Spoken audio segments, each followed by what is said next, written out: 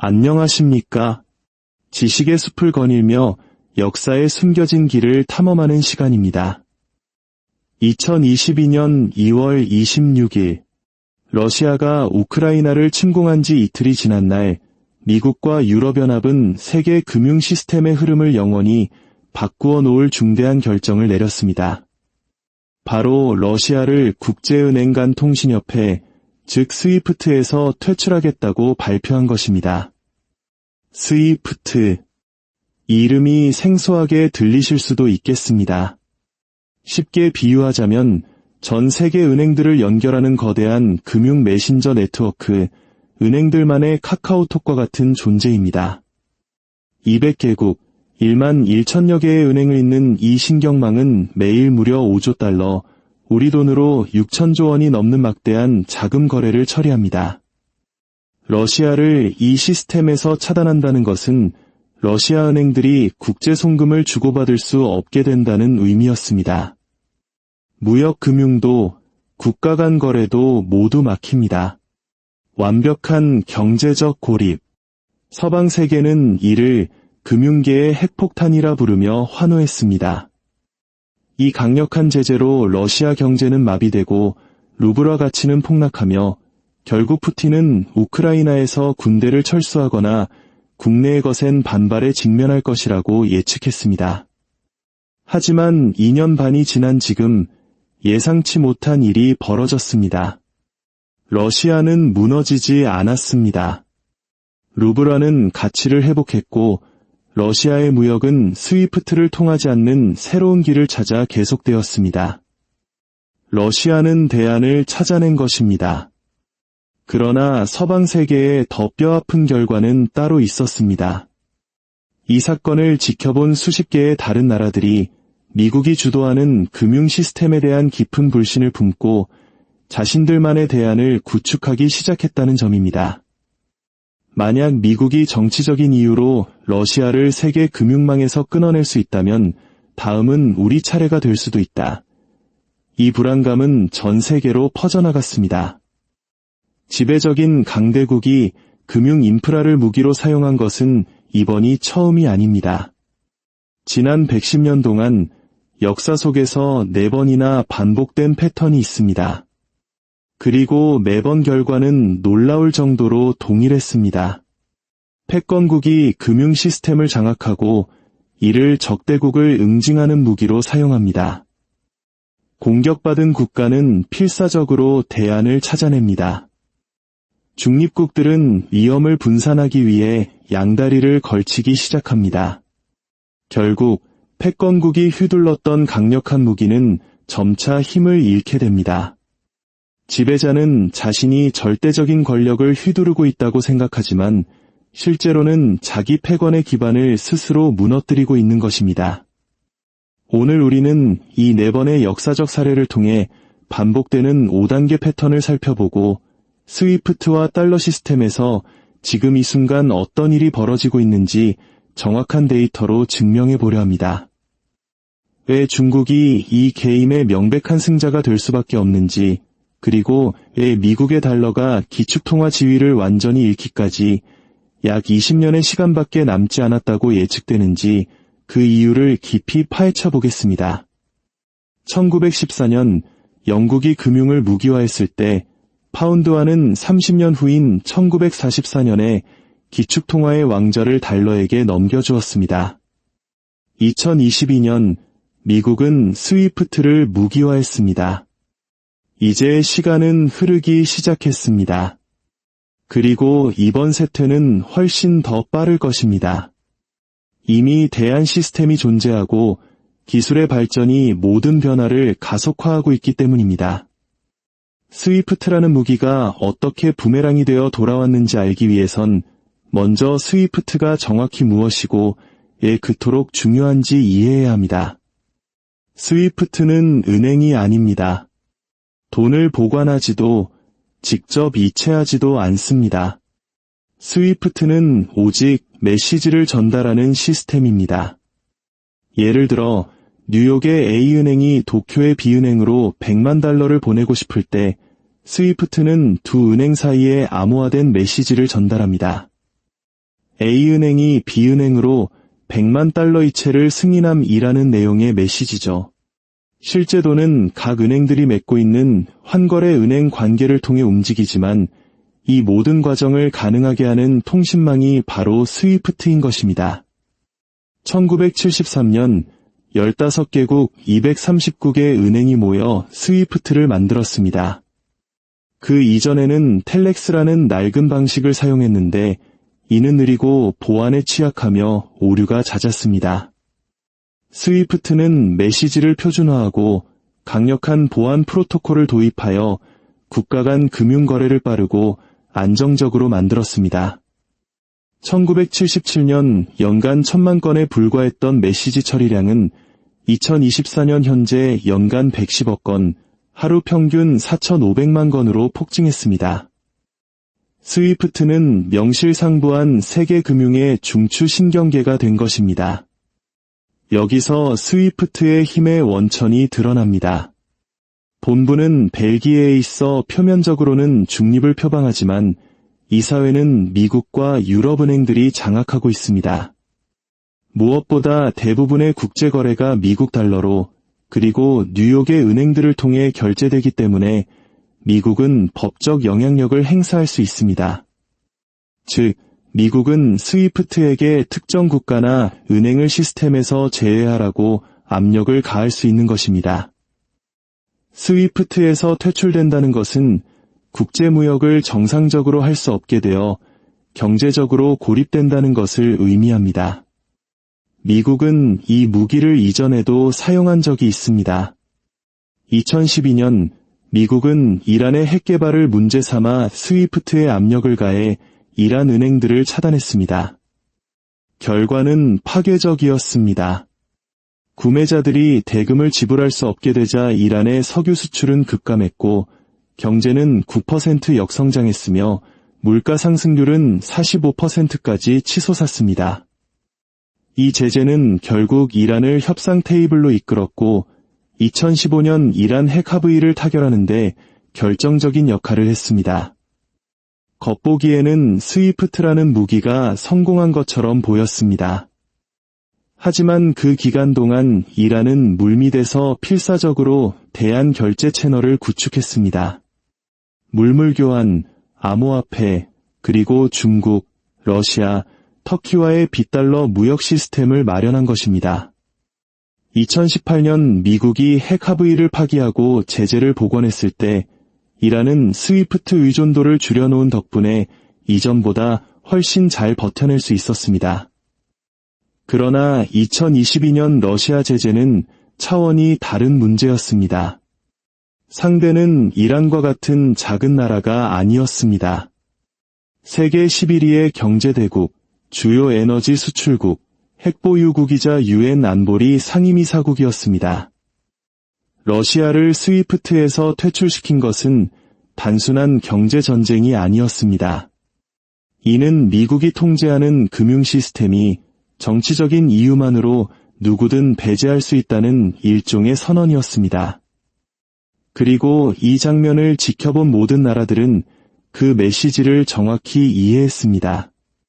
미국의 심기를 거스르면 당신도 세계 금융 시스템에서 퇴출될 수 있다. 당신의 외환보유고는 동결될 수 있고 당신의 은행은 고립될 수 있으며 당신의 경제는 질식당할 수 있다. 이는 서방 세계에 속하지 않은 모든 국가에게 실존적인 질문을 던졌습니다. 미국의 금융 권력 앞에 영원히 취약한 상태로 남을 것인가? 아니면 우리만의 대안을 만들 것인가?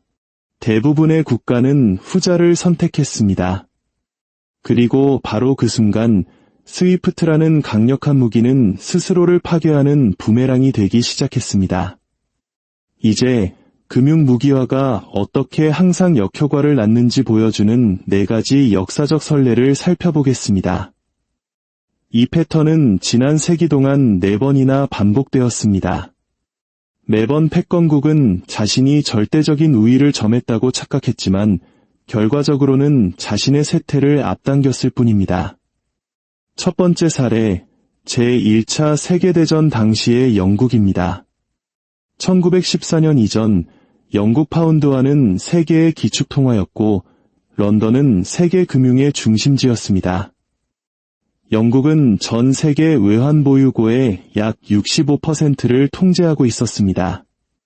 1914년 8월 전쟁이 발발하자 영국은 적국 교역법을 통과시켰습니다. 이 법은 영국 정부가 독일 국적자 및 기업의 자산을 동결할 수 있도록 허용했습니다. 영국은 대영 제국 전역에 있는 독일 소유의 사업체, 은행 계좌, 선박, 재산을 압류했습니다. 이는 전례 없는 조치였습니다. 그때까지 국제금융은 전쟁과 별개의 영역으로 여겨졌습니다. 교전국들은 전쟁터에서 싸우더라도 금융계약은 존중하는 것이 불문율이었습니다. 영국은 이 규범을 깨뜨렸습니다. 즉각적인 효과는 독일에 치명적이었습니다. 독일 기업들은 전 세계의 자산을 잃었고 독일 은행들은 런던 시장에 접근할 수 없었으며 독일 무역은 붕괴했습니다. 영국은 이것이 결정적인 우위를 가져다 줄 것이라 믿었습니다.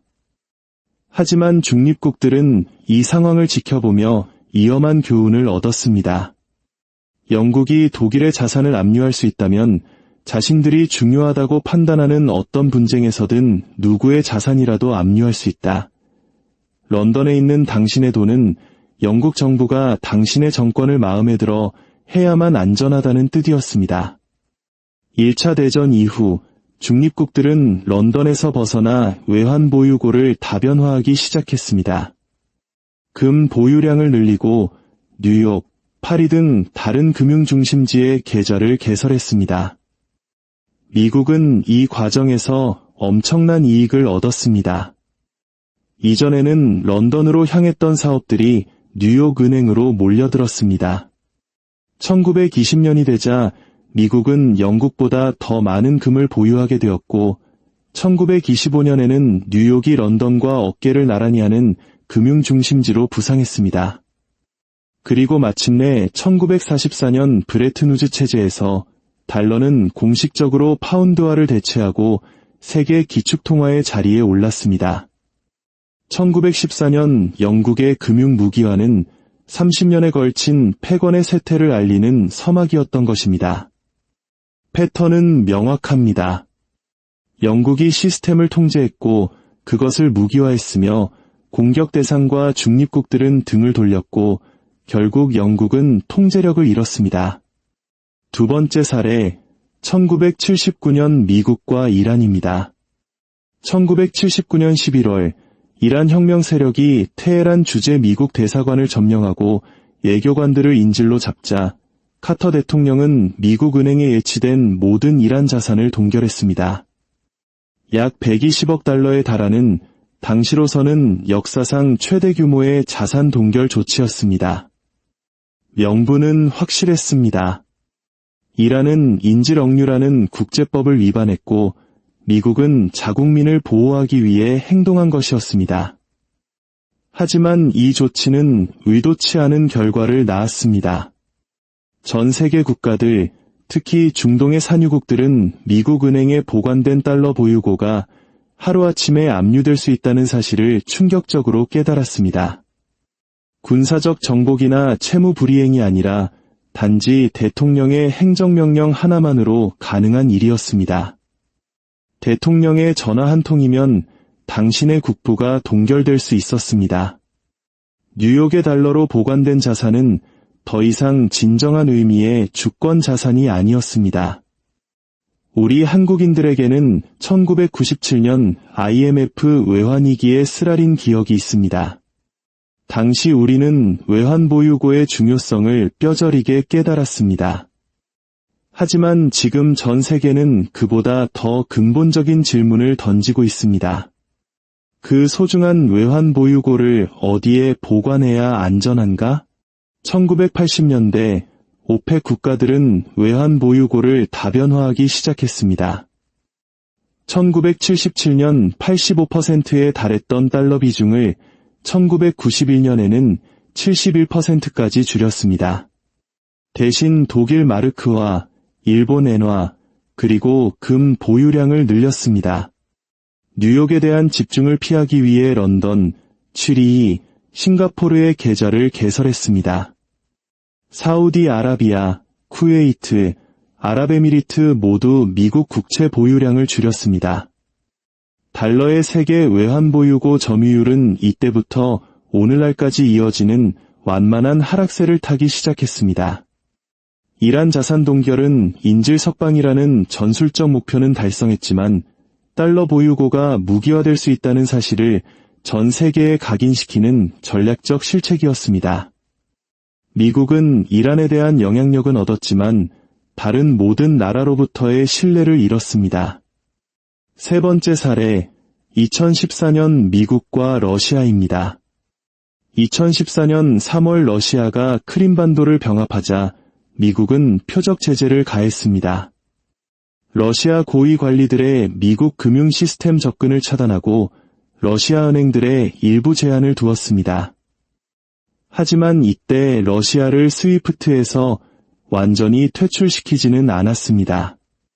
제재는 불만을 표시할 정도였지만 러시아가 본격적으로 대안 시스템을 구축하도록 내몰 정도는 아니었습니다. 이것은 미국의 결정적인 실수였습니다. 러시아에게 8년이라는 준비 시간을 주었기 때문입니다. 2014년부터 2022년까지 러시아는 체계적으로 달러 의존도를 줄여나갔습니다. 2013년 1,300억 달러에 달했던 미국 국채 보유액을 2020년에는 20억 달러까지 줄였습니다. 금 보유량은 2014년 1,000톤에서 2022년 2,300톤으로 2배 이상 늘렸습니다. 그리고 자체적인 스위프트 버전인 SPFS를 개발했습니다. 또한 중국, 인도 등과 루블, 이안, 루피화로 결제하는 무역협정을 체결하며 빗달러 무역 인프라를 구축했습니다. 푸틴은 2014년부터 2022년까지 공개적인 연설에서 미국이 달러를 무기로 사용하기 때문에 달러 보유고는 안전하지 않으며 러시아는 독립이 필요하다고 노골적으로 말했습니다. 서방 분석가들은 이를 허세로 치부했습니다. 러시아가 세계 경제에 너무 깊숙이 통합되어 있어 분리가 불가능하다고 판단했기 때문입니다. 하지만 러시아는 진심이었고 2022년 전면적인 제재가 시작되었을 때 러시아는 이미 준비가 되어 있었습니다. 네 번째 사례, 바로 2022년 미국과 러시아입니다. 이것이 결정타였습니다. 2022년 2월 26일 미국과 EU는 주요 러시아 은행들을 스위프트에서 차단하고 서방 금융기관에 예치된 러시아 중앙은행의 외환 보유고 3천억 달러를 동결한다고 발표했습니다.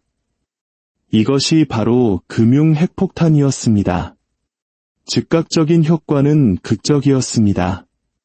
루블화는 이틀 만에 30% 폭락했고 러시아 증시는 붕괴를 막기 위해 문을 닫았으며 현금을 인출하려는 사람들로 ATM은 동이 났습니다. 하지만 그 후 예상치 못한 일이 벌어졌습니다. 러시아는 안정을 되찾았습니다. 중앙은행이 기준금리를 20%로 인상해 루블화 폭락을 막았고 유럽 국가들에게 천연가스 대금을 루블화로 지불하라고 요구하며 인위적인 수요를 창출했습니다. 루블화는 3개월 만에 모든 손실을 회복했습니다. 러시아 무역은 서방 채널이 아닌 다른 길을 통해 계속되었습니다. 석유 수출을 중국, 인도, 중동으로 돌리고 이안화, 루피화, 루블화로 결제했습니다. 2022년 말 러시아 경제는 안정되었고 2023년에는 6% 성장하며 독일이나 영국보다 높은 성장률을 기록했습니다. 진정한 피해는 러시아가 아니라 달러와 스위프트 시스템 자체에 가해졌습니다. 이 사건을 지켜본 모든 나라, 중국, 인도, 사우디아라비아, 브라질 같은 나라들은 이렇게 생각하게 되었습니다.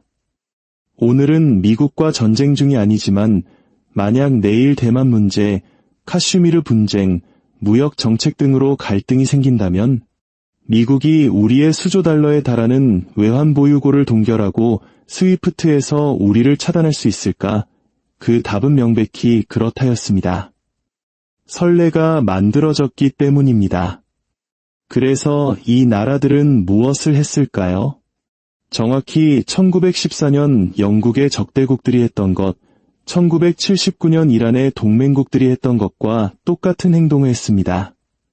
달러와 스위프트에서 벗어나 다변화하고 대안을 구축하기 시작한 것입니다. 그리고 바로 여기서 금융무기가 역효과를 내는 5단계 패턴이 시작됩니다. 1단계, 패권국이 결제 시스템을 통제한다. 1973년부터 2022년까지 미국은 사실상 스위프트를 통제했습니다. 달러가 기축통화이고 대부분의 거래가 뉴욕을 거치기 때문입니다. 2단계, 외교 정책을 위해 시스템을 무기화한다.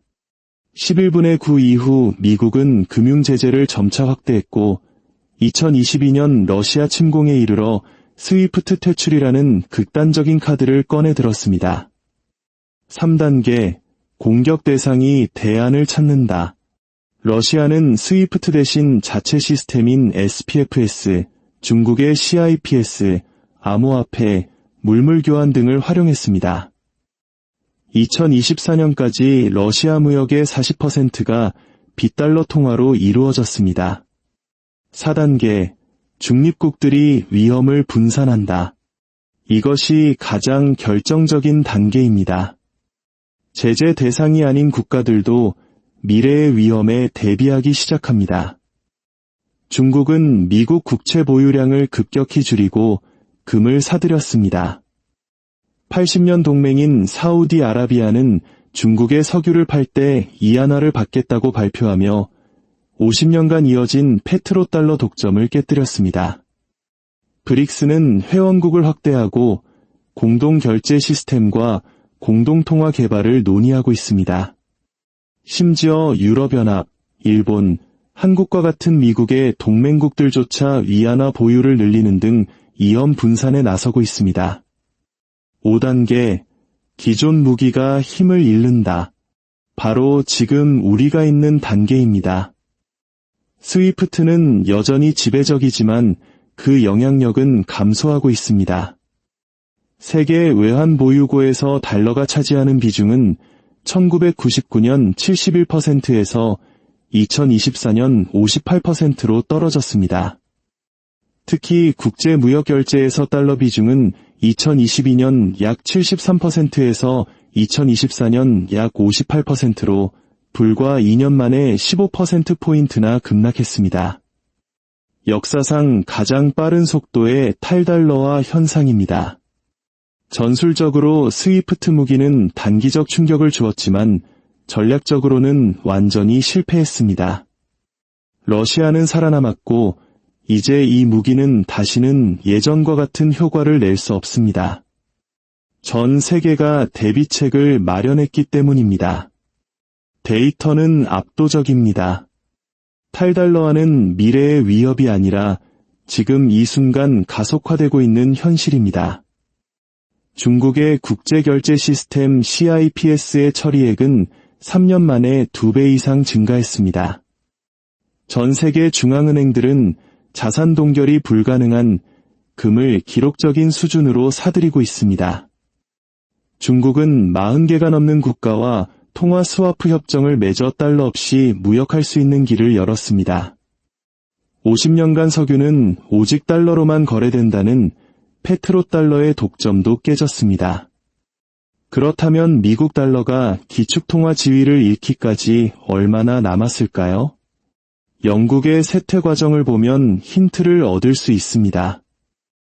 1914년 금융 무기화부터 1944년 브레튼우즈 협정까지 30년이 걸렸습니다. 하지만 현대 기술은 모든 변화를 가속화합니다. 디지털 결제 시스템은 기하급수적으로 확장될 수 있습니다. 역사적 패턴과 현재의 가속도를 고려할 때 2022년부터 약 15년에서 25년 사이, 즉 2037년에서 2047년 사이에 달러 패권이 붕괴될 것으로 예측됩니다. 완전히 사라지는 것이 아니라 더 이상 지배적이지 않게 되는 것입니다. 이는 실질적으로 무엇을 의미할까요? 지금 미국은 전 세계가 무역과 외환 보유를 위해 달러를 필요로 하기 때문에 무제한적인 재정 적자를 감당할 수 있습니다. 그러나 달러의 지위가 흔들리면 미국 국채에 대한 해외 수요가 급감하고 금리는 치솟으며 미국은 더 이상 값싸게 돈을 빌릴 수 없게 됩니다. 인쇄된 달러로 수입에 의존하던 미국인의 생활 수준은 지속 불가능해집니다. 공짜 점심은 끝나는 것입니다. 이 거대한 변화의 승자와 패자는 누구일까요? 승자는 단연 중국입니다. 중국은 미국의 금융 패권에 대한 가장 유력한 계승자입니다. 세계 2위의 경제 규모, 최대 제조업 기반, 최대 무역량을 자랑하며 이안화 국제화를 착실히 진행하고 있습니다. 미국이 스스로 자신의 금융 패권을 무너뜨리는 동안 중국은 조용히 기다리기만 하면 됩니다. 러시아 또한 전략적으로 승리했습니다. 스위프트에서 퇴출되고도 살아남을 수 있다는 것을 전 세계에 증명했기 때문입니다. 이는 미국의 금융 권력에 대한 신화를 깨뜨렸습니다. 브라질, 인도, 사우디아라비아 등 브릭스 국가들도 다극화된 통화 시스템 속에서 더 큰 자율성과 협상력을 얻게 될 것입니다. 반면 패자는 미국입니다. 점진적이지만 되돌릴 수 없는 패권의 상실을 겪게 될 것입니다. 달러 패권의 상실은 미국의 군사력과 생활 수준에 직접적인 타격을 줄 것입니다. 미국을 맹목적으로 따랐던 유럽 역시 달러의 쇠퇴와 함께 동반 하락할 가능성이 높습니다. 그리고 스위프트 자체도 지배적인 하나의 시스템에서 여러 시스템 중 하나로 그 위상이 추락할 것입니다. 역사는 반복됩니다. 금융 무기는 언제나 부메랑이 되어 돌아옵니다. 패권국은 자신이 절대적인 권력을 행사한다고 믿지만 실제로는 전 세계의 대안을 만들도록 가르치고 있는 셈입니다. 그리고 그 대안이 일단 만들어지면 원래 시스템의 힘은 영원히 사라집니다. 오늘의 이야기가 격변하는 세상을 이해하는 새로운 관점을 제시했다면 좋아요와 구독으로 지혜의 나눔에 동참해 주십시오. 여러분의 참여가 더 깊이 있는 콘텐츠를 만드는 데 큰 힘이 됩니다. 이 지식이 여러분의 삶에 평안과 통찰을 가져다 주기를 기원합니다. 미국은 황금알을 낳는 거위를 가졌지만 제재라는 이름으로 스스로 그 거위의 목을 졸랐습니다. 우리는 지금 탈달러와 세상의 초입에 서 있습니다. 20년 후 역사가들은 2022년 2월을 돌아보며 이렇게 말할 것입니다. 바로 저 순간이 미국 금융 패권의 종말이 시작된 때였다라고 말입니다. 결국 미국은 자신의 패권을 스스로 무너뜨리는 길을 선택한 것입니다. 이는 중국의 공격 때문이 아니라 미국 자신의 정책 때문이었습니다. 이 거대한 지정학적, 지경학적 파도 속에서 우리 대한민국은 과연 어떤 길을 가야 할까요? 이것은 우리 모두가 함께 고민해야 할 중요한 숙제일 것입니다.